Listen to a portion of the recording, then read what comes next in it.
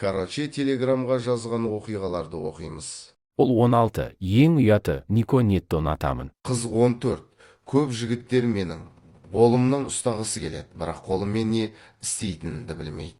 Қыз 15. Жақында ғана ағам үйленді. Жеңгем өте жақсы. Бірақ бір жаманы ағамның бөлмесі менің бөлмемнің дәл жанында. Түнде жеңгемнің даусы өте қатты шығады. Бөлмелеріне кіріп барғым келеді. Ұйқы жоқ, ешеу күнде ғой. Не істесем болады? Қыз 15. Інім бар, ол жеті. Ол бізбен бірге, моншаға бірге түседі. Мамаға ұят қой десем, кішкентай, әлі түкте білмейді дейді. Ол болса бәленің барлығын біледі. Вот қолбет. Ол 18 кеше магазиннен кол алып, қолыма ұстап, очеретте тұрсам қасымдағы бір кісі, танымаймын маған қарап кола ішпесеңдерш, зиян ғой дейді. Бірақ өзі сол магазиннен арақ алып жатыр. Арақ зиян емес па сонда? 16 студентпін.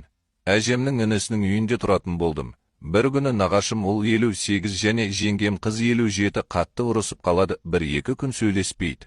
Содан көледізден келсем татуласыпты, түнде қатты татуласты. Менің бар екенімді ұмытып кеткен сияқты. Енді беттеріне қарауға ұяламын. Таңертең ұялғанымнан шай ішпей сабаққа кетіп қалдым.